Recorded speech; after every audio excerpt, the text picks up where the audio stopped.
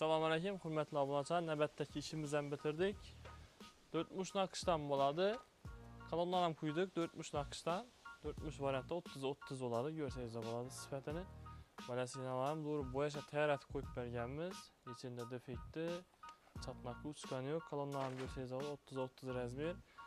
Bahasına keladigan bo'lsak, ko'pchilikga bahasi qiziq. Kolonlarni 320 ming so'mdan yarashtirib quyib beramiz. Kolonlar razmerasine qarab, ob'yomuna qarab. Naqshlarni ko'rsangiz bo'ladi yaqindan. Defektli, chaqnagani, bo'shliklari yo'q. To'g'ri bo'yashga tayyorlatib qo'yib berganmiz.